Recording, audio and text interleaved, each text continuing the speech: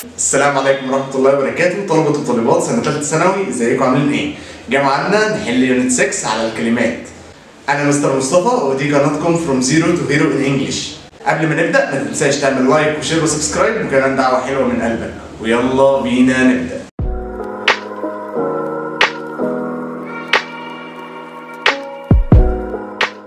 ويلا بينا مع بعض نبدأ في السؤال رقم 1 في صفحة رقم 160. يلا بينا مع بعض. بيقولك في السؤال رقم 1 بيقولك عمر is making نقط in English. بيعمل ايه في الانجليزي؟ بيعمل مارش، بيعمل مسيرة؟ لا. بيعمل بروسيد، بيعمل يواصل؟ لا. بيعمل بروجريس. make progress معناها يتقدم، تنفع.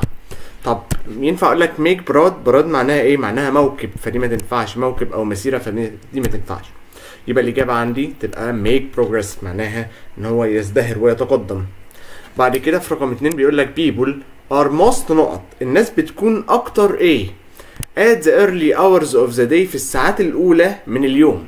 بتكون أكثر إيه؟ أكثر productive يعني إنتاجية. خلي بالك كلمة most أساسا بيجي بعدها دايما الصفة. طول عمري بسمع the most والصفة، تمام؟ فبرودكتيف معناها منتج. الناس بتكون منتجة أكتر في الساعات الأولى، تمشي. طب attention الناس بتكون انتباه؟ لا. بتكون تقدم ويتقدم؟ لا. بتكون سليبي، نايمة في الساعات الأولى. هو تقريبا بس اللي ينفع عندي المعنى الجملة يبقى productive. السؤال رقم 3 بيقول لك when a working environment is pleasant، لما بتكون بيئة العمل سارة كده ونظيفة وحاجة مفرحة، نقط increases. ايه اللي بتزداد؟ evaluation يعني التقييم بيزداد؟ لا. productivity الانتاجيه بتزيد. لما بيئه العمل بتبقى حلوه الانتاجيه بتزيد. طب assessment معناها تقييم، ما تنفعش، ودي قريبه من كلمه evaluation.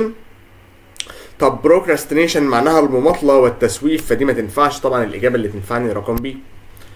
بعد كده السؤال رقم 4 بيقول لك after hours of studying، بعد ساعات من المذاكره، I felt I was starting to نقط. انا ابتديت احس ان انا نقط.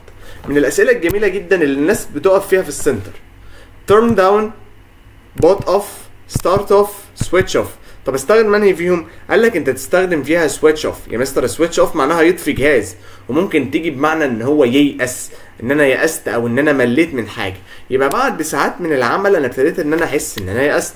طب turn down معناها يوطي الصوت. طب bot off معناها يؤجل لوقت بعيد. طب start off معناها يبدأ، فاللي ينفعني هنا معايا هو switch off. بعد كده السؤال اللي بعده أزهر دور أول 2023 بيقول لك our agent الوكيل بتاعنا will نقط the cost or repairs. هيبقى ايه؟ الكوست يعني ايه كوست؟ التكلفة، والريبيرز والإصلاحات. هيعمل ايه في التكلفة والإصلاحات؟ هل يا ترى هو assist هيساعدها؟ هيساعد التكلفة والتصليحات؟ لا. طب هل يا ترى هي assign؟ هو يعني ايه assign؟ assign معناها يخصص، هو مش هيخصص التكاليف والاصلاحات. ولا اسس هيقيم هيقيم التكلفه والاصلاحات، تمشي اجابه. لكن assault دي معناها يعتدي او ان هو يغتصب، ما تنفعش. طبعا اللي ينفعني هي كلمه اسمها اسس. بعد كده السؤال رقم 6 بيقول لك it's recommended to نقط، من المرشح به to نقط your study routine، انك تعمل ايه في الروتين بتاع المذاكره بتاعك to get better results، عشان تحصل على افضل نتائج. هل يا ترى من الصح انك تغيره؟ فاري انك تغير، جاي منها كلمه various اصلا ان هو متغير ومتعدد. طب decline تقلل روتين المذاكره بتاعك عشان تجيب نتيجه افضل؟ لا. طب different معناها مختلف؟ لا، ما تنفعش. من الافضل ان انت مختلف، دي عايزه اساسا مصدر مش عايزه صفر. طب carry ان انت تشيله كده من على الارض وتلمه كده، ما تنفعش. طب السؤال اللي بعده رقم 7 بيقول لك فيه as you follow the do it now. لو انت متبع المقولة بتاعت do it now يعني اعملها دلوقتي، او اعمل اللي هي معناها بالبلدي لا تؤجل عمل اليوم الى الغد. habit لو انت متبع العادة دي. your work العمل بتاعك won't نقط، مش هي ايه؟ مش هيدو، مش هيتعمل؟ لا. مش هيريبيت، مش هيتكرر؟ لا. procrastinate مش هيتماطل ومش هيتسوف. طب بي performed مش هيتأدى؟ لا. يبقى بالنسبة لي يبقى ان هو مش هيبروكراستينيت، مش هيتماطل ويتسوف. بعد كده السؤال رقم 8 بيقول لك في the rise in prices ارتفاع في الاسعار هذا هارد نقط on citizens لديه ايه صعب على المواطنين. لديه افكت يؤثر؟ لا. لو كانت افكت بالاي كانت تأثير كانت تنفع.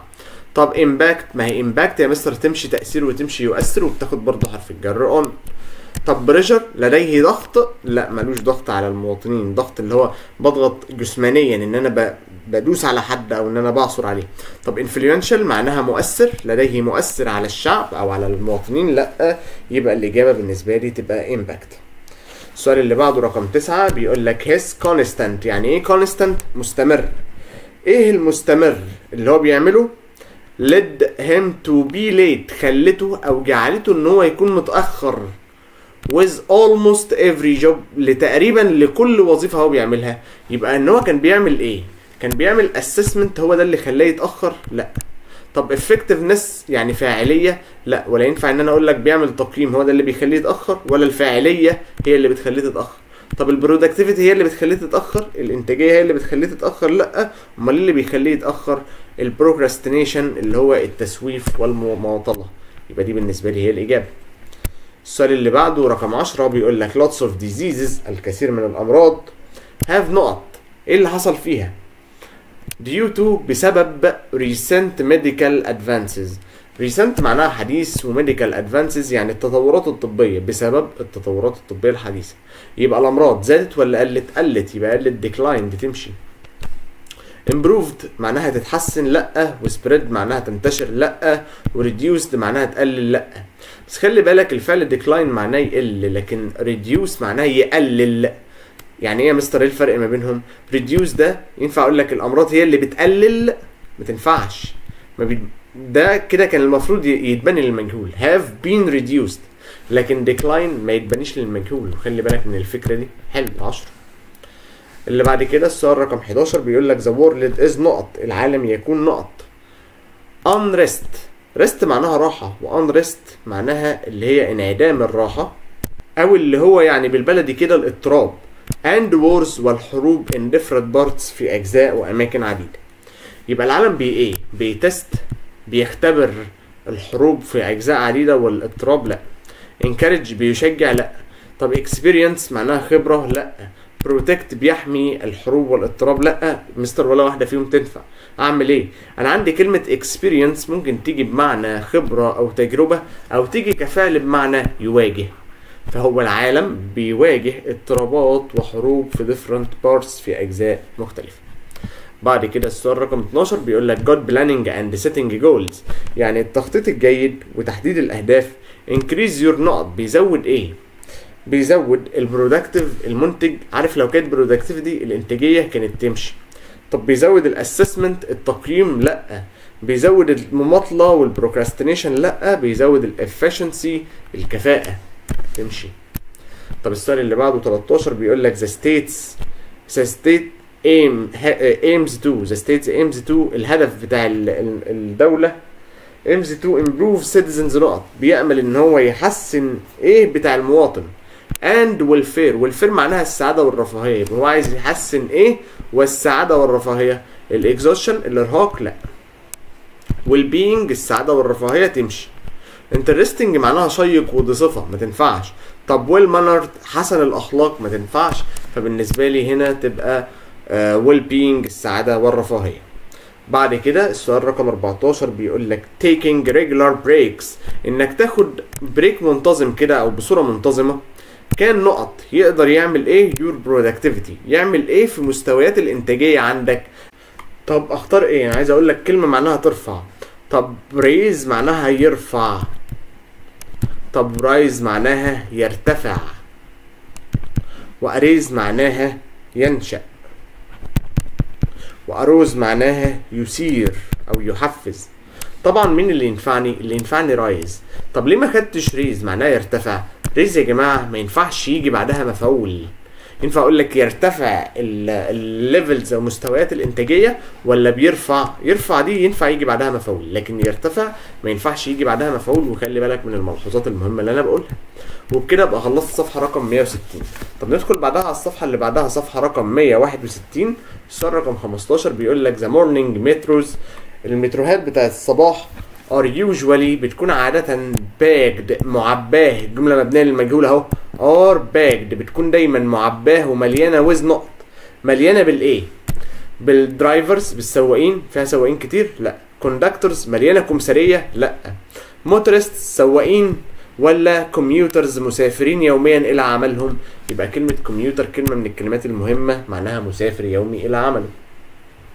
16 بيقول لك student الطلبه shouldn't let themselves be نقط، لا يجب عليهم ان هم يتركوا او يدعوا نفسهم بنقط، الجمله فيها بناء للمجهول by their phones بواسطه تليفوناتهم. هل يا ترى dismissed معناها ان هم ما يسمحوش لنفسهم يستبعدوا بواسطه تليفوناتهم؟ لا. declined ينخفضوا بواسطه تليفوناتهم؟ لا. distracted يتشتتوا، ايوه يتشتتوا بواسطه تليفوناتهم، ولا attracted ينجذبوا بواسطه تليفوناتهم؟ طبعا اللي ينفعني هي كلمه distracted. بعد كده السؤال اللي بعده رقم 17 بيقول لك فيه my father is او ان نقط، ابويا يكون نقط. he gets up early ده بيصحى بدري to go to work، بيصحى بدري عشان يروح الشغل. يبقى هو كده ايه؟ فريشر. يعني ايه فريشر؟ والله فريش يعني طازج، ففريشر فهي صفه متضاف لها اي ار ما تنفعش. طب early bird، early bird معناها ايه؟ يعني زي ما تقول كده طائر نهاري بيصحى بالنهار. الشخص اللي بيصحى بالنهار ممكن اقول عليه early bird، لكن الراجل اللي بينام متاخر، اللي بيصحى متاخر، او الناس اللي بتصحى بالليل بتبقى night owl، يعني بومة الليل. فانت قول لنا بقى انت من انهي نوع، اكتب لنا تحت في الكومنتات. هو انت early bird تصحى الصبح بدري ويومك بيبقى بالنهار، ولا night owl ويومك كله بيبقى بالليل؟ طب energizer معناها ايه؟ معناها نشيط. energizer معناها ايه؟ ده اسم حجاير اصلا، ما علينا. المهم بالنسبه لي تبقى ايه؟ early bird. طب اللي بعد كده بيقول لك during holidays اثناء الاجازات he is وان نقط، هو يكون نقط and always go to bed after midnight، ودايما بيروح السرير بعد نص الليل، يبقى هو كده بقى night owl. تمام، طالما بيروح السرير متاخر. بعد كده السؤال رقم 19 بيقول لك 1 نقط، واحد ايه؟ to this car لهذه السياره is the rareness هي الندره. ما هو rare معناها نادر، و rareness معناها الندره of its spare parts، ندرة وقلة السبير بارتس قطع الغيار. يبقى ده ميزة ولا عيب؟ ده كده عيب. ميريت معناها ميزة، بروس معناها ميزة، ادفانتج معناها ميزة، دروباك هي الإجابة ومعناها عيب. السؤال اللي بعده 20 بيقول لك ذا باتري البطارية كان last up to 2 days. ممكن last هنا معناها مش أخير، معناها تدوم. يمكن أن تدوم up to 2 days لأكتر من يومين. نقط on على your use to the mobile. ده يا ترى standing on بيقف على استخدامك للموبايل؟ لا. depending on بيعتمد على count on معناها يحسب؟ لا. طب determining on معناها ان هو يعني يحدد؟ لا. انا هاخد depending on اعتمادا على your uses of to the mobile، اعتمادا على استخدامك للموبايل. حلو السؤال رقم 20 ده مش وحش. السؤال اللي بعده 21 بيقول لك if you نقط لو انت نقط spending money like that لو انت نقط صرف الفلوس زي هذا you will get into debt انت هتبقى في ديون. عايز اقول لك لو انت استمريت في صرف الفلوس. طب come over معناها يتغلب على، و give up معناها يقلع عن ويبطل، carry on معناها يستمر. يبقى هي دي الإجابة، يبقى الإجابة عندي carry on. ماشي. طبعا take on معناها يتخذ، فعادي يعني كلمة عادية. بعد كده السؤال رقم 22 بيقول لك the morning accident حادثة الصباح نقط the death of 11 passengers. عايز اقول لك ايه؟ موت 11 راكب. resulted in تسببت في موت 11 راكب. increased by تزايدت بواسطة موت 11 راكب؟ لا. allowed to سمحت ليه؟ لا. arose from معناها تنشأ من، لا ما تنفعش. انا اقول لك حادثة النهارده نشأت من موت 20 راكب، ولا نتج عنها موت 20 راكب، فتبقى resulted in. حلو برضو 22 ده. طب السؤال اللي بعده 23 بيقول لك البروفيسور held a question and answer نقط. عمل ايه؟ حاجة اسمها question و answer، ده اسم مركب اهو. after the lecture بعد المحاضرة عمل ايه؟ process معناها عملية، processes عمليات؟ لا. session معناها جلسة بالظبط او محاورة. session فيه سؤال ورد. تمام. succession معناها خلافة او توريث، ولوجيك معناها منطق، ما تنفعش طبعا. question and answer session جلسة سؤال ورد، ده صفة مركبة. اللي بعد كده بيقول لك the disease is more common نقط young children. عايز اقول لك ان المرض يكون شائع دايما ما بين الاطفال. طب انهي بين؟ استخدم between ولا استخدم beyond ولا استخدم in between ولا amongst؟ هستخدم كلمة amongst. ليه؟ لان between معناها ما بين اتنين، لكن amongst معناها بين اكتر من اتنين او ما بين مجموعة. طب بعد كده نكمل مع بعض. السؤال رقم 25 بيقول لك food prices اسعار الطعام are now نقط higher than they were last year. عايز اقول لك اسعار الطعام دلوقتي اعلى من ما كانت last year السنه اللي فاتت. طب اعلى ايه؟ اعلى هاردلي؟ اعلى بالكاد؟ لا، هي مش هاير دي صفه يبقى عايزه ظرف. طب هاردلي ده ما يمشيش معاها. براكتيكال عملي؟ لا دي صفه. طب significantly بشكل بارز وبشكل ملحوظ؟ effective معناها فعال، ما تنفعش. انا زي ما قلت لك اللي بيوصف الصفه هو الظرف، فبالنسبه لي تبقى الكلمه significantly. 26 students formed different نقط. الطلاب او الطلبه شكلوا different ايه؟ about one math problem عن مسألة رياضية واحدة. هم شكلوا ايه او كونوا ايه مختلف؟ هل يا ترى conclusions استنتاجات وخاتمة؟ هي هنا في الجملة دي بمعنى استنتاج، شكلوا كذا استنتاج للماث بروبلم، هي مسألة واحدة رياضية. طب بروسيس معناها عملية، ما تنفعش. طب سيتويشن معناها موقف، يعني شكلوا مواقف. ولا شكلوا سيريز نظريات؟ لا، النظريات دي بتبقى نظريات مثلا. الحاجات الرياضية بقول عليها ايه؟ استنتاج، ما ينفعش اقول عليها نظريات. ماشي. students productivity انتاجية الطلبة نقط raise بترتفع when they get encouragement. يبقى ايه بتاع البرودكتيفيتي؟ الليفلز، مستويات الانتاجيه بتاعت الطلبه بترتفع. اما السيستم معناها ايه؟ نظام الانتاجيه بتاعت الطلبه بيرتفع. طب ستيبس خطوات ولا اكتس يعني يتصرف؟ ما ينفعش، اللي ينفعني هي كلمه ليفلز. كده ابقى خلصت 161. طب ندخل بعدها على صفحه 162. السؤال رقم 28 بيقول لك he is very impatient. يعني ايه impatient؟ والله هو patient معناها صبور، وimpatient معناها غير صبور. and always not me وبيعمل ايه فيا؟ mid sentence في منتصف الجملة. هل يا ترى blocks بيسد الطريق؟ لا. طب هل يا ترى confuse بيربكني؟ لا. ولا interrupt؟ انسب واحدة فيهم هي interrupt، ان هو بيقاطعني في الحديث، يبقى interrupt يقاطع في الحديث. طب allow هو كده بيسمح لي؟ لا، يبقى هو مش صبور، وبالاضافة على ذلك ان هو ايه؟ بيقاطعني في الحديث. السؤال اللي بعده رقم 29 بيقول لك اور نيو. المفروض دي كانت تبقى ماركتنج نقط، دي المفروض ما تبقاش ماركتنج، المفروض تبقى ماركتنج تسويق. ماركتنج نقط helped us gain 50% market share. جعلتنا او ساعدتنا ان احنا نكتسب 50% من نصيب او من الايه؟ من النصيب بتاع الماركت او من نصيب السوق. يبقى ايه كده الماركتنج؟ ايه؟ ماركتنج تكنولوجي، تكنولوجيا التسويق، ولا استراتيجي، استراتيجية التسويق؟ تبقى استراتيجية التسويق. ستايل معناها اسلوب، وستراكشر معناها تكوين.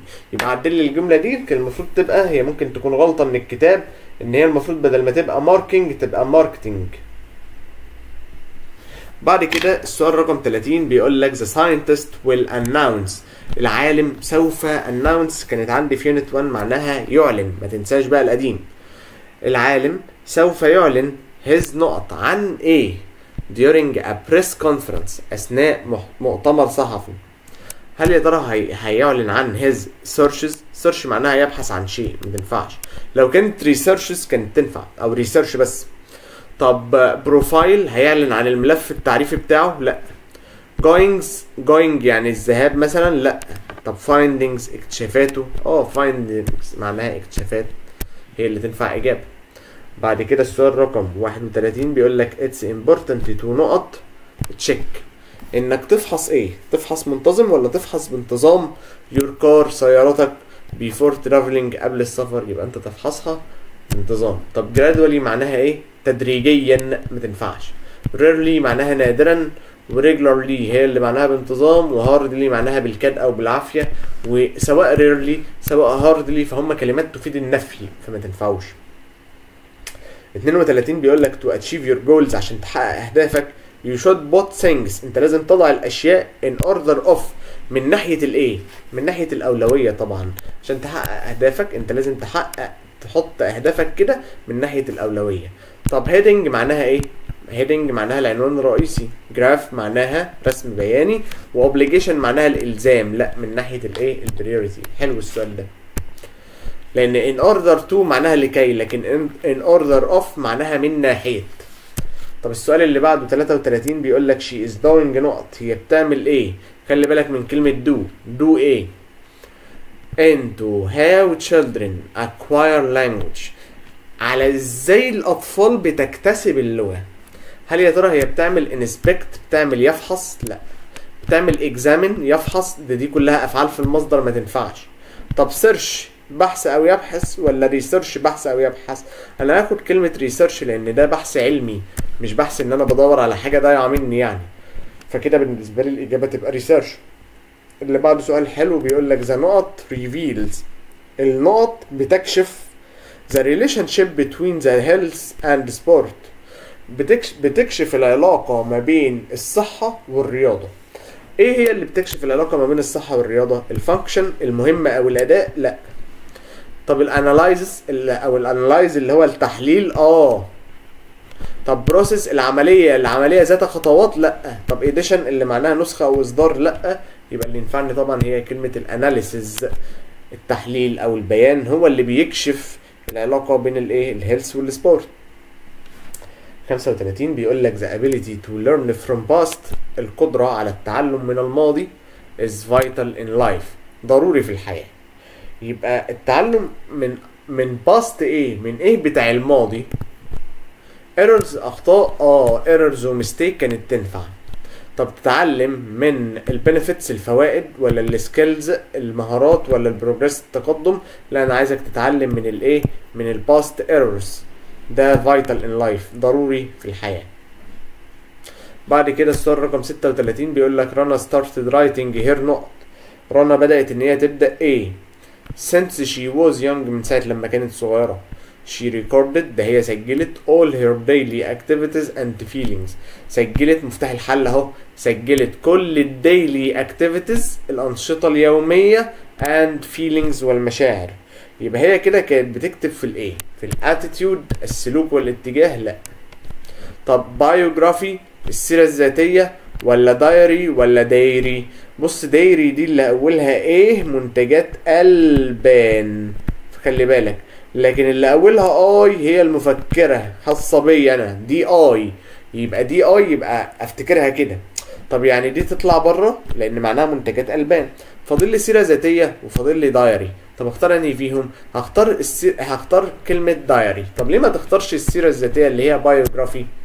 لان بايوجرافي هي سيره ذاتيه حد بيكتبها بالنيابه عنك، لكن هو بيقول لك ان هي كتبت هي بنفسها اهو، يبقى هي اللي كتبت الديلي اكتيفيتيز الانشطه اليوميه والفيلينجز والمشاعر. حلو المثال ده وكان جاي استرشاد 2023. السؤال اللي بعده 37 بيقول لك I can't نقط the ability of his claims، انا the reliability، انا اسف reliable معناها يمكن الاعتماد عليه، reliability معناها الاعتماديه of his claims على ادعاءاته as I don't know him well، لان انا معرفوش كويس. يبقى انا ما اقدرش ان انا ايه؟ evacuate اخلي ادعاءاته؟ لا. valuable ان انا ما اقدرش اقيم، كانت بيجي بعدها المصدر ما ينفعش يجي بعدها الصفه. envelope يعني ايه يا جماعه كلمه envelope معناها يغلف، وايفالويت معناها يقيم. يبقى اللي ينفعني هنا ان انا مش هقدر اقيم الريلايابيليتي، القدره على الاعتماد of his claims لادعاءاته لان انا معرفوش، يبقى انا مش هعرف اقيمه لان انا معرفوش. يبقى المثال ده برضو من الامثله الحلوه. طب اللي بعده 38 بيقول لك we should have a sense of نقط، احنا لازم يكون عندنا sense of ايه؟ towards the environment تجاه البيئه. يبقى لازم عندنا sense of ايه؟ interesting بتاع شيق ايه؟ دي صفه. طب sense of awareness روح الوعي وان احنا يكون عندنا وعي تجاه البيئه تمشي. important مهم دي صفة. opinion معناها رأي، ما تنفعش لازم يكون عندنا رأي تجاه البيئة، لا لازم يكون عندنا sense of awareness، روح الوعي كده، وان احنا يكون عندنا شوية وعي كده عن البيئة. السؤال اللي بعده 39 you must weight up all the نقط، انت لازم تزن all the نقط كل الايه before making a decision، قبل ما تتخذ قرار. يبقى انت لازم تأخذ في الاعتبار الايه high and lows يعني العالي والواطي، for and against مع وضد، do's and don'ts معناها ما يجب فعله وما لا يجب فعله، ولا تتخذ pros and cons. طبعا pros and cons. طب واحد يجي يقول لي يا مستر ليه ما تختارش do's and don'ts؟ ما ينفعش يجيب لك قبلها زي، ماشي، زي الالف واللام يفعل ولا يفعل ما ينفعش، تمام. يبقى اللي ينفعني ان انا اختار لك pros and cons رقم دي، واختيار ده من الاختيارات برضو المميزة. بعد كده رقم 40 بيقول لك after some reflection. هو reflection دي معناها انعكاس، يعني بعد العديد من او بعض الانعكاسات. reflection دي معناها تفكير، بعد العديد من التفكير he made a decision اخد او عمل القرار. المهم كلمة reflection هنا معناها ايه او refer to ايه؟ هل يا ترى hesitation التردد؟ لا. quick thinking التفكير السريع؟ لا. طب deep thinking التفكير السريع بعد تفكير قصدي عميق. طب exhaustion ارهاق؟ لا طبعا ما ينفعش، طبعا اللي ينفعني هي deep thinking. وبكده ابقى خلصت صفحة رقم 162. بعد كده ندخل على شوية أسئلة في صفحة 163. السؤال رقم 1 فيه بيقول لك she not her best being among لكونها ما بين the people she loves. يبقى هي بتبذل قصارى جهدها أو بتشعر بأحسن ما فيها. كان كلمة معناها إيه؟ feel أفضل، feel her best معناها إن هي بتشعر بأفضل ما عندها. وده على فكرة من المصطلحات المهمة لأن هو بيتنسي دايما ومش موجود في أغلب الكتب. يعني المصطلح ده عليك في المنهج في الدروس بتاعت listening والreading والحاجات اللي زي دي، ومش موجود في أغلب الكتب. طب اللي بعده السؤال رقم 2 بيقول لك volunteering التطوع كان make a نقط ممكن يعمل ايه؟ يعمل ايه in people's life؟ خلي بالك من كلمة make distinctive يعمل مميز؟ لا. يعمل difference اختلاف؟ طب يعمل مختلف different ولا بشكل مختلف؟ يعمل اختلاف، لان او ان بيجي بعدها الاسم ما ينفعش يجي بعدها الظرف. طب اللي بعده 3 بيقول لك ذا بروجريس شي نقط. طبعا انا خدت في اول الحصه خالص ان في حاجه اسمها ميك بروجريس يعني يعمل تقدم. يبقى ذا بروجريس شي ميد ان انجلش was remarkable كان ملحوظ وذو مغزى. السؤال اللي بعده رقم 4 بيقول لك ميشنري نقط efficiency كفاءه and saves time. الالات بتعمل ايه في الكفاءه؟ وبتوفر الوقت والمجهود والافورتس. يبقى هي بتعمل ايه؟ بتريديوس الكفاءة، بتقلل الكفاءة، ولا بتهندر بتعوق الكفاءة، ولا بتنكريز بتزود الكفاءة، ولا بلوك يعني بتسد وتعوق الكفاءة. طبعا اللي ينفعني هي كلمة انكريز. السؤال اللي بعده رقم 5 بيقول لك Egypt not actions. انا اسمها ايه؟ اسمها take action. يعني ايه take action؟ يعني تأخذ فعل او تقوم بفعل. متنفعش اقول لك make action ولا perform action ولا carry action. to stop the attack against غزة عشان توقف الهجوم ضد غزة. تمام، يبقى takes. بعد كده السؤال رقم 6 نقط back. اسمها ايه back؟ we need to learn from our past mistakes. احنا لازم نتعلم على ان احنا محتاجين نتعلم من الباست ميستيكس اخطاء الماضي. يبقى اسمها ايه باك؟ اسمها لوكد باك ولا لوكينج باك ولا لوك باك ولا لوكس باك؟ انا عندي كلمه اسمها لوكينج باك. النظر للخلف احنا محتاجينه علشان يساعدنا ان احنا نتعلم من اخطائنا. طب يعني انا عندي كلمه اسمها لوك باك. يعني ايه لوكينج باك؟ يعني النظر للخلف او العوده الى الوراء. وده على فكره برضو من الكلمات المهمه لوكينج باك. مسماش لوكد باك ولا لوك باك ولا لوكس باك. بعد كده السؤال رقم 7 بيقول لك ذا ازلت اللاعب الرياضي نقط a new world record سجل او تسجيل ان سويمنج في السباحه. انا عايز اقول لك ان هو وصل لسجل او وصل لرقم قياسي. فانا ممكن اقول لك بريك ذا ريكورد، مش موجوده بريك، فما ينفعش اقول لك ولا تيك ولا دو ولا ست اللي هي معناها يقعد. فاللي ينفعني كلمه ست اللي معناها مثلا يسجل رقم قياسي، ست ريكورد، وهكذا. حلو برضو السؤال ده. طب رقم 8 بيقول لك procrastination يعني التماطل، ماله؟ نقط a bad effect يعني لديه تأثير سيء on our lives. طب هل يا ترى لديه تأثير سيء؟ اسمها has a bad effect on، لديه تأثير سيء على، وده سؤال سهل. وبكده ابقى خلصت 163. بعد كده ندخل على شوية حروف جر prepositions. نيجي مثلا في صفحة 164 السؤال رقم 1 بيقول لك you must come نقط، انت لازم come ايه؟ whenever you go past my house، لما تعدي من جنب بيتي يبقى اسمها come ايه؟ اسمها come over، معناها يزور، وده فعل اصطلاحي مهم. بعد كده السؤال رقم 2 my teacher told me that، مدرسي اخبرني ان he has happy نقط my work، ان هو سعيد بشغلي، يبقى سعيد ايه؟ happy with، حلو برضو. I really need to tidy up، انا محتاج ان انا انظف وارتب. and put نقط my clothes، ان انا اعمل ايه كمان في ملابسي؟ عايز اقول لك ان انا مثلا ارتبها او ان انا احطها في مكانها، اسمها put away، معناها يضع في مكانه. put something away معناها يضع الشيء ده في مكانه.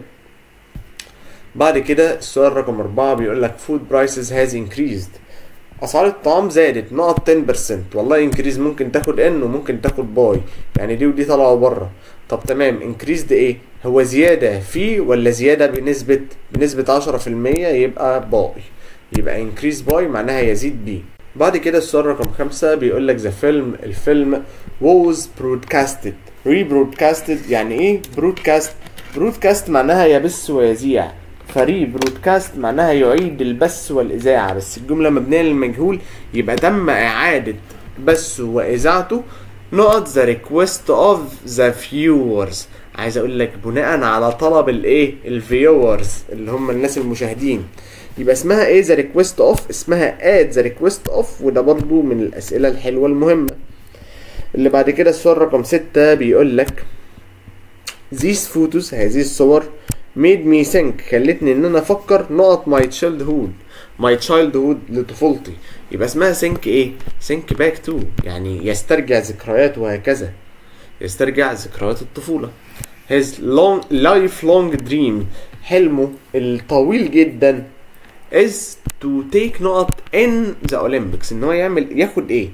انا عندي كلمة اسمها take part in معناها يشارك في الاولمبياد، لكن take place معناها يحدث، وتيك اب معناها يستنفذ او يستغل، وتيك اوف معناها تقلع الطائرة او يخلع الملابس. السؤال رقم 8 بيقول لك the Egyptian team، الفريق المصري نقط a good design. يعني ايه good design؟ يعني design يعني تصميم، وجود يعني جيد. عايز اقول لك ان هو تصميم جيد for solar powered car، للعربيات اللي هي ماشية بالطاقة الشمسية. هل يا ترى هو bought up with ولا drove away ولا catch up with ولا come up with؟ انا هختار لك كلمة come up with، لان هي هنا معناها يفكر او ان هو يجلب بشيء او ان هو يجيب، بتساوي كلمة bring، يجلب good decision، وده برضو من الامثلة الحلوة جدا. كده بقى خلصت 164. طب ندخل بعدها على السينونيمز والانتونيمز اللي بتجلب ناس كتير في صفحة 165. السؤال رقم 1 بيقول لك you can assess the situation، تقدر تقيم الموقف. مرادف كلمة assist هي كلمة اسمها evaluate. طبعا guess معناها يخمن، وdevaluate عكسها ان هو يحط من قيمة شيء. طب improve معناها يحسن، ما تنفعش. اللي بعد كده رقم 2 بيقول لك the market sales، السيلز معناها ايه؟ المبيعات بتاعت السوق have declined يعني قلت. مضاد كلمة decline ان هي معناها يقل كلمة اسمها increase، لكن reduce معناها يقل، ولسن معناها يقل، وديكريز معناها يقل. خلي بالك الكلمة دي جديدة على بعض الناس. listen بالاي معناها ايه؟ معناها ان هو يقل، دي مش listen، دي listen بالاي. تمام. اللي بعدها 3 you are distracting me from my work، انت بتشتتني عن شغلي. distract اللي معناها يشتت بتساوي كلمة ايه؟ مرادفة لكلمة ايه؟ attract يجذب، لا او يشد يعني. طب confuse يربك ويوتر، ماشي تنفع. طب carry out يعني ينفذ، لا. pay attention يعني يدفع الاهتمام، لا. السؤال اللي بعده رقم 4 بيقول لك the castle is a massive building، القلعة هو مبنى كبير. المهم مضاد كلمة massive معناها كبير وضخم وعملاق، بتساوي كلمة huge. عكسها بقى مضادها كلمة ايه؟ كلمة tiny معناها ضئيل الحجم، لكن enormous معناها ضخم، و ancient معناها قديم، و huge معناها massive، يبقى enormous وهيوج اصلا وماسيف هما التلاتة متشابهات او هما التلاتة مرادفات. بعد كده السؤال رقم 5 بيقول لك the brother procrastinated. الاخ تماطل until the last minute لحد اخر دقيقة and had to stay up وكان مضطر ان هو stay up انه يسهر to finish عشان يخلص. المهم مرادف كلمة procrastinate اللي معناها يماطل بتساوي كلمة اسمها postpone دور تاني 2022. طب perform معناها يؤدي replace معناها ان هو يستبدل argue معناها يعني يجادل. طب السؤال اللي بعده بيقول لك the room الغرف vary in size بتختلف في الحجم. كلمة vary معناها تختلف، عكسها كلمة ايه؟ حاجة مختلفة وحاجة متشابهة ومتناسقة. طب differ معناها يختلف، دي فعل معناها يختلف، الصفة منها different او differentiate. طب disagree معناها ايه؟ لا يتفق ما تنفعش. طب change معناها يغير، لا اللي ينفعني هي كلمة اسمها match يعني يناسق شيء معين. السؤال اللي بعده رقم 7 بيقول لك the media has impact on us. الميديا لديها تأثير علينا. هي impact similar in meaning to ايه؟ كلمة media كلمة impact اللي هي معناها تأثير بتساوي كلمة ايه؟ unimportance عدم أهمية لأ، influence معناها تأثير أيوة، no effect لا تأثير لأ، loss خسارة برضو لأ، اللي تنفعني تبقى رقم B influence. he continued his work without stopping بدون توقف، كمل شغله بدون توقف. المهم الفريزال فيرب اللي ممكن استبدله بكلمة continue هو كلمة ايه؟ carry on معناها يستمر تمشي، او في كلمة كمان اسمها مثلا go on. طب turn up يعني يعلي الصوت. طب take on معناها يتخذ، و came up معناها يأتي ويحضر. وبكده ابقى خلصت 165. طب ادخل بعدها على الصفحة اللي فيها شوية definitions وصفحة 166. أسئلة سهلة كلها بس انت لازم تكون مركز عشان وانت بتحل شامل ان شاء الله بإذن الله، وربنا يسترها معاكم للآخر.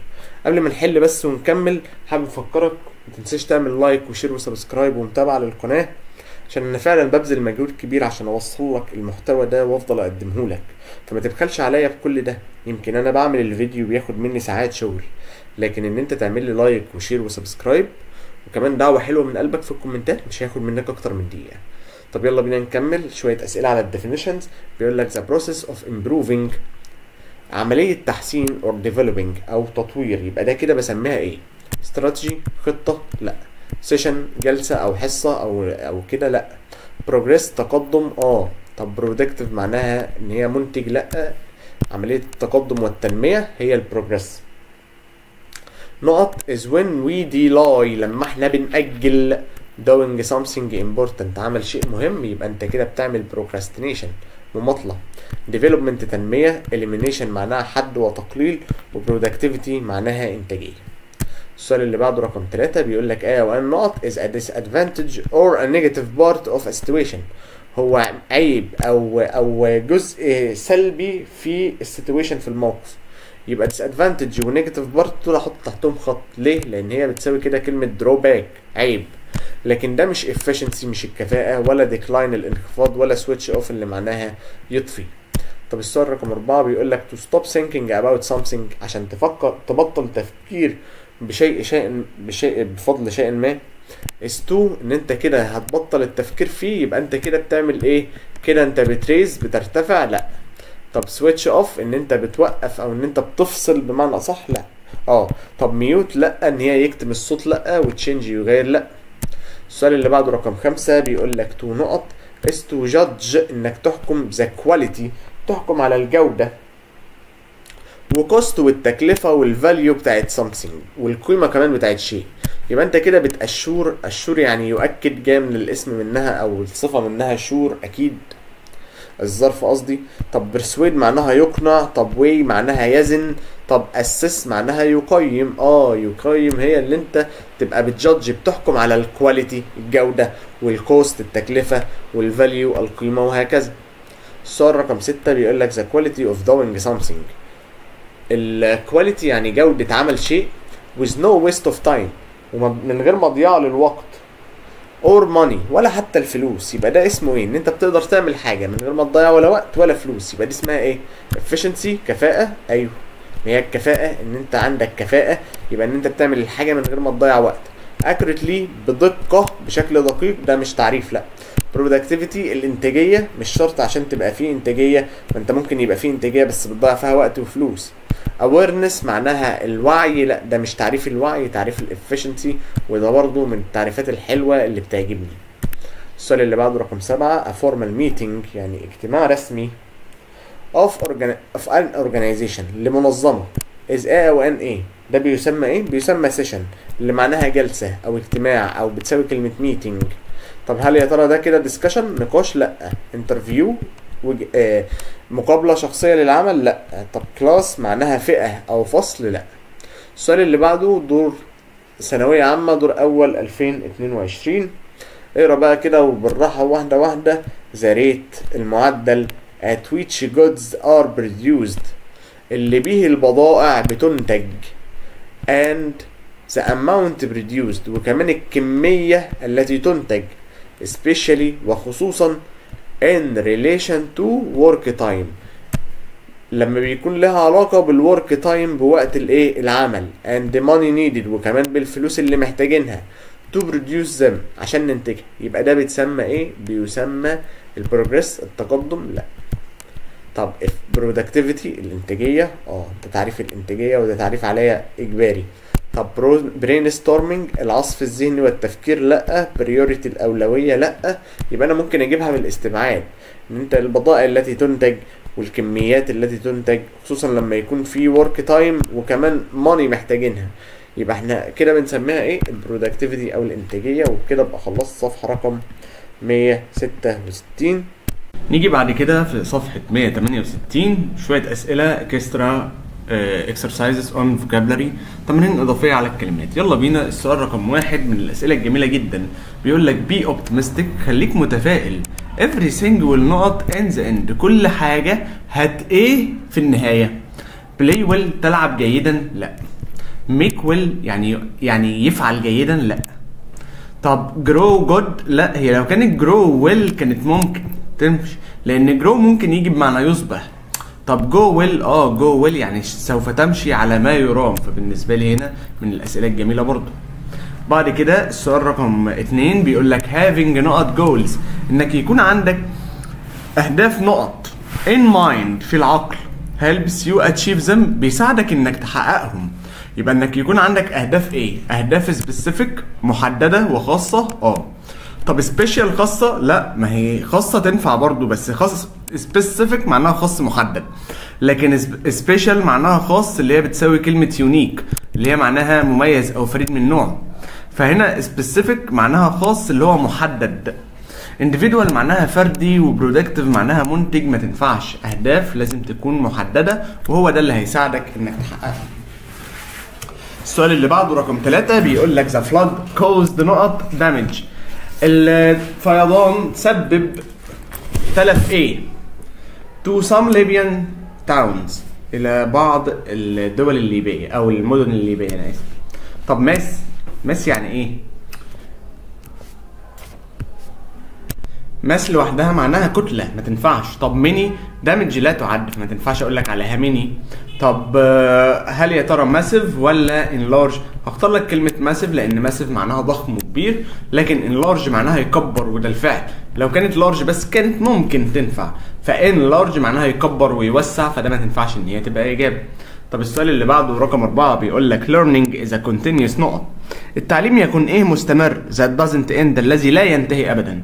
هل يا ترى التعليم يكون ايه مستمر؟ function يعني ايه function؟ مهمة مستمرة او اداة مستمرة؟ لا. طب بروسيس عملية ولا اوبريشن عملية ولا ساين لافتة؟ طلع ساين دي وهطلع function.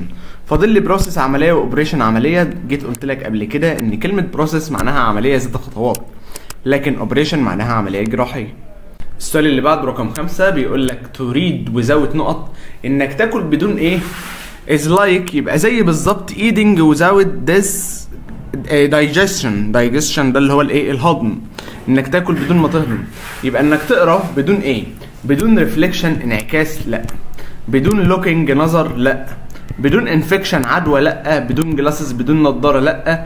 زي الاكل من غير digestion من غير هضم لا، انا ممكن اقول لك ان كلمه ريفليكشن هي الاجابه، لان كلمه ريفليكشن تمشي بمعنى انعكاس وتمشي بمعنى تفكير. يبقى انك تقرا من غير ما تفكر زي بالظبط ان انت تكون بتاكل من غير ما تهضم، ملوش فايده يعني. السؤال اللي بعده رقم 6 بيقول لك ذا نقط of the new actor بتاع الممثل الجديد exceeded expectations معناها الامال والتوقعات.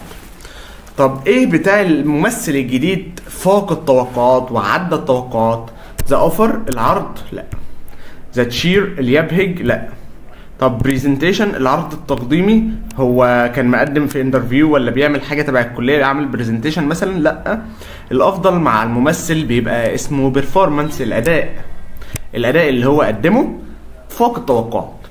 السؤال اللي بعده رقم 7 بيقول لك مستر رامي is very not and reliable يعني يمكن الاعتماد عليه. he is so conscientious يعني ايه يا جماعه كلمه conscientious؟ معناها حي الضمير، او ان هو يعني ضميره حي كده وراجل صح. يبقى مستر رامي very ايه؟ هل يا ترى very influential مؤثر ويمكن الاعتماد عليه، ولا affect دي معناها يؤثر وده فعل مضاف له ان جي يطلع بره لان ما ينفعش بعد very بيجي بعدها الصفر. طب efficient معناها كفء وذو كفاءة، ولا typical نموذجي؟ انا هطلع typical ونموذجي دي. طب اختار influential ولا efficient؟ طبعا اختار efficient لان هي معطوفة على كلمة reliable الذي يمكن الاعتماد عليه هو الشخص الايه؟ هو الشخص الefficient، الشخص الكفء او ذو كفاءة. السؤال اللي بعده رقم 8 بيقول لك teamwork is even more important than not skill. العمل الجماعي مهم جدا عن المهارات الايه؟ البيرسونال بالاي كده معناها الموظفين او شؤون العاملين، ما تنفعش. لو كانت بيرسونال اللي هي معناها شخصي كانت تنفع. طب individual معناها شخصي او فرد، هي دي الاجابه. طب lonely معناها وحيد وبمفرده، وكولكتيف معناها جماعي، لا ما ينفعش طبعا، المعنى عايز المهارات الفرديه، ففردي كلمه اسمها individual او personal مش personal. السؤال اللي بعده رقم 9 بيقول لك I am totally not out. انا ايه كليا او انا ايه تماما؟ I need at least a few days off. انا عايز على الاقل القليل من الايام اللي هي ايام راحه او ايام اجازه. days off معناها ايام اجازه. يبقى انا ايه out؟ burn out معناها ايه؟ معناها مرهق في العمل. حلو السؤال ده رقم 9 ده جميل. طب بوت اوت ما تنفعش معناها يخمد النار، وتيك اوت يعني يستخرج، وبريك اوت مش معانا خالص. اللي ينفعني هنا بيرن اوت معناها ان هو مرهق في العمل. بعد كده السؤال رقم 10 بيقول لك the warring parties. يعني ايه يا جماعه كلمه the warring parties؟ بص انت لازم تترجم المثال ده صح عشان تعرف تحله صح. هو war لوحدها معناها ايه؟ حرب. طب warning معناها المتحارب. طب بارتيز هنا معناها حفلات؟ لا، بارتي ممكن تيجي بمعنى ايه؟ حزب او جماعه. يبقى الجماعات اللي بتتحارب مع بعضها كان not reach some kind of agreement، ممكن تصل الى بعض انواع الاتفاقات. يبقى ده كده لما يصلوا لبعض انواع الاتفاقات ده شيء negatively بشكل سلبي؟ لا. helplessly برضو بشكل سلبي، ولا حول الله ولا قوه وعاجز، ما تنفعش. excitingly ولا hopefully؟ هستخدم لك هنا كلمه hopefully. طب ليه ما تستخدمليش كلمه exciting؟ لان المعنى مش محتاج اثاره، المعنى ما فيهوش اثاره، المعنى محتاج امل. انا محتاج امل علشان ايه؟ ان انا نوصل لاتفاق. وده على فكره برضه السؤال رقم 10 ده من الاسئله اللي ناس كتيره جدا بتغلط فيها في السنتر. طب السؤال اللي بعده رقم 11 بيقول لك she consider معناها يأخذ في الاعتبار او يفكر all her not before making a decision قبل ما تتخذ القرار. هي فكرت في كل الايه؟ عايز اقول لك الاختيارات. طب ما تشوز زي الاختيارات هقول لك للاسف تانية اسمها choice هي اللي معناها اختيار، لكن تشوز ده فعل ومضاف له اسم، ده فعل معناه يختار، ما تنفعش. طب دور معناه ابواب؟ لا. هي اخدت كل الاوبشنز. اوبشنز معناها اختيارات، ويز معناها طرق، لا. يبقى اللي ينفعني طبعا هي كلمه مين؟ كلمه اوبشنز. بعد كده السؤال رقم 12 بيقول لك you need to نقط some new ideas. محتاج ان انت نقط new ideas، يبقى اسمها brainstorm new ideas. تجيب افكار جديده او تستخلص افكار جديده before writing an essay قبل كتابه المقال. طب بقيه الكلمات معناهم ايه؟ برين ووش تقدر تعتبر ان معناها ان هو غسيل المخ او ان هو فلترة المخ. وبرين سيك يعني اللي هو بتساوي كلمة مثلا كريزي او ان الشخص ده مثلا مجنون عنده مرض في دماغه. وبرين تشايلد اللي هو طفل العقل او قصدي عقل الطفل وهكذا. طبعا اللي ينفعني هو مصطلح على بعضه اسمه برين ستورم some new ideas ان احنا نستخلص ونستخرج افكار جديدة. السؤال اللي بعده 13 بيقول لك many countries are investing in العديد من الدول بتستثمر في نقط energy source في ايه؟ مصادر الطاقة. في مصادر الطاقة الايه؟ الديستراكتيف المدمرة، لا جاي من كلمة ديستروي يدمر، وديستراكشن الدمار، فديستراكتيف معناها مدمر فما تنفعش. alternative معناها بدائل، بدائل مصادر الطاقة تنفع. exchanging اللي هي معناها التغيير ويتغير، ولا non renewable مصادر الطاقة الغير متجددة، ما هي برضو تبقى نفس فكرة destructive، لا اللي ينفعني هي alternative energy sources، وده برضو من الأمثلة الحلوة جدا. وبكده ابقى خلصت صفحة 168. طب نبدأ مع بعض في صفحة رقم 169 ويلا بينا. السؤال رقم 14 بيقول لك I prefer teaching methods أنا بحب طرق التدريس التي نقط students in learning اللي بتعمل إيه في الطلاب في التعليم. involve بتتضمن وبتشمل وخلي بالك involve in ممكن تيجي بمعنى يتضمن أو يشمل أو يتورط فيه، تمام. ومن الأفعال اللي كان بيجي بعدها in والفعل مضاف له ing، لكن الباقيين كلهم inclose وinclude وconsist كلهم مش هينفعوا في المعنى. اللي ينفعني هي كلمة involve in معناها ان هو ينخرط في التعليم بمعنى اصح. طب السؤال رقم 15 بيقول لك you should have a strong نقط انت لازم يكون عندك ايه قوي.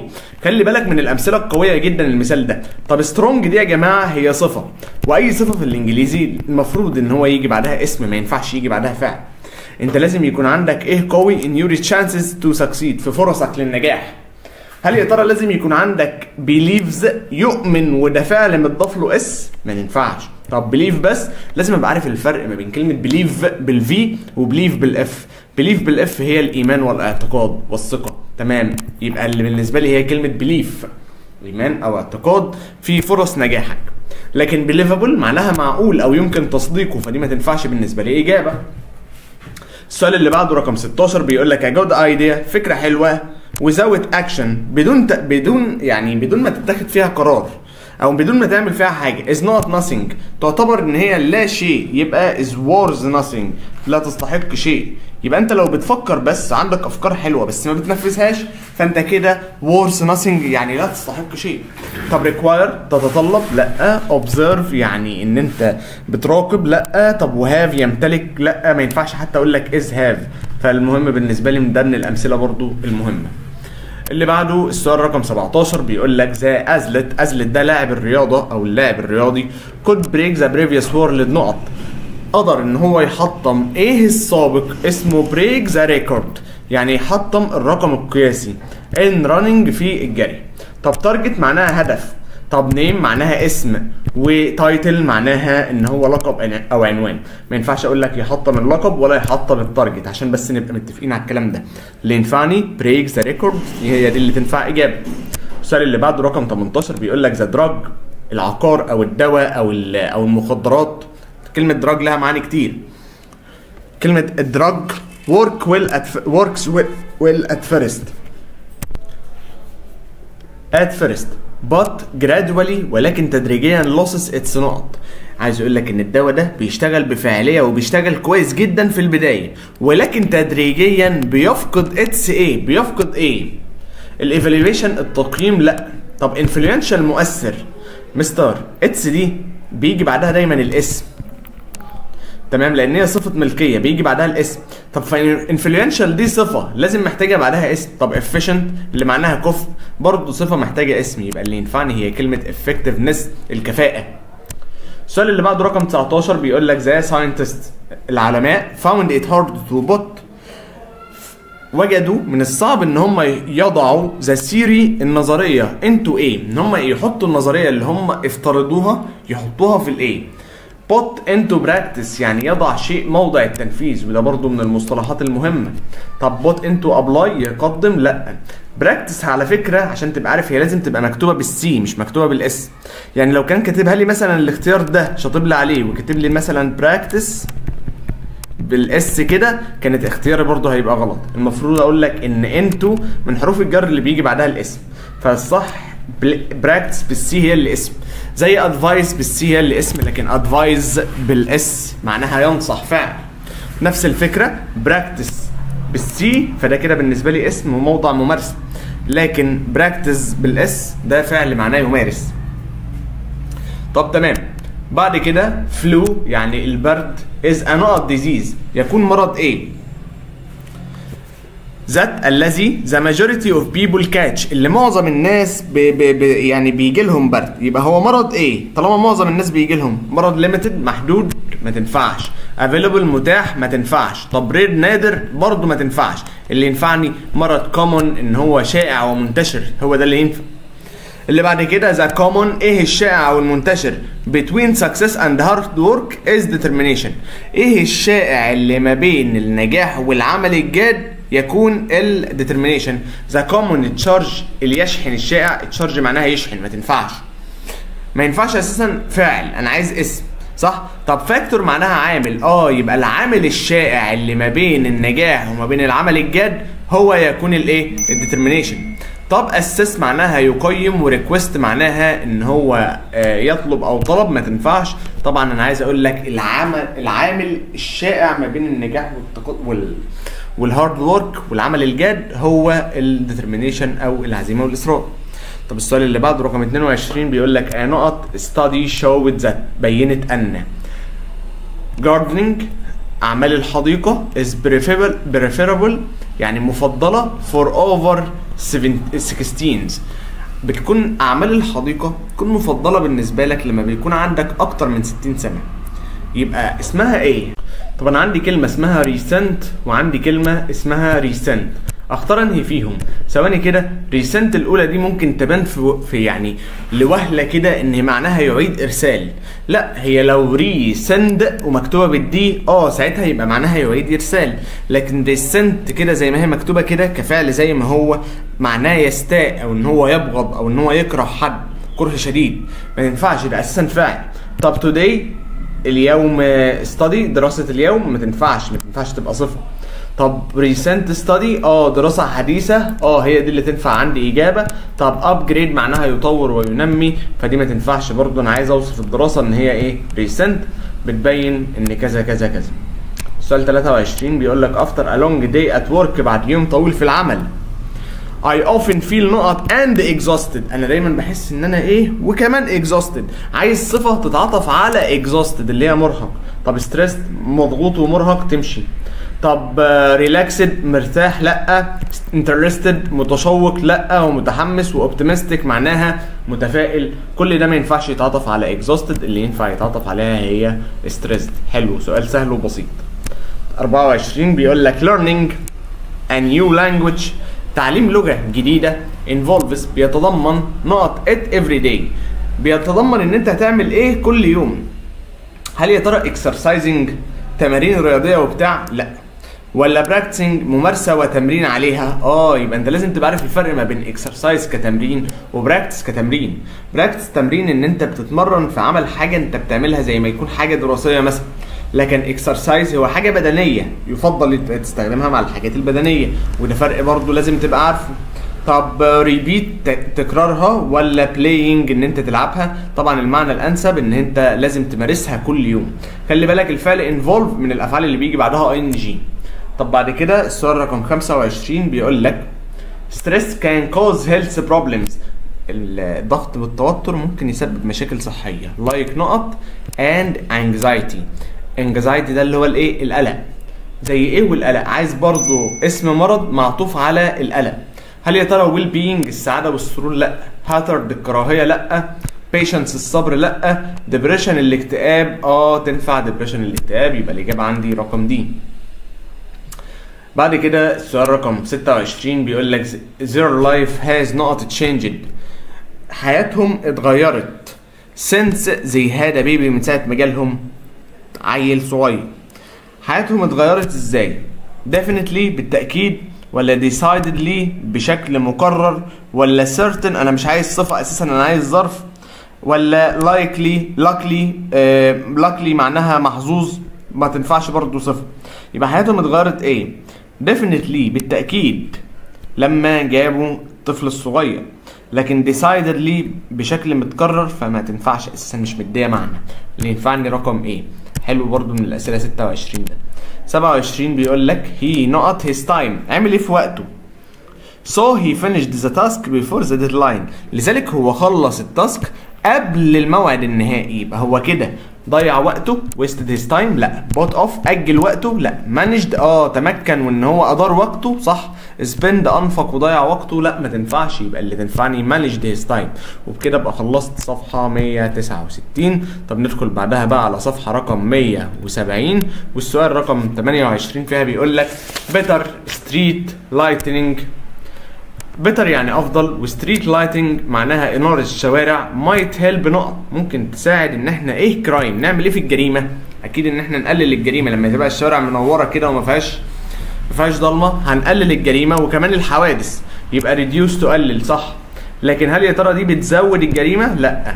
هل يا ترى ده بتعاقب الجريمه؟ لا. هل يا ترى ده بتشجع الجريمه؟ لا. اللي ينفعني هي ريديوس. سؤال سهل. 28 بيقول لك she made up and نقط for coming late. هو ميك اب معناها ايه؟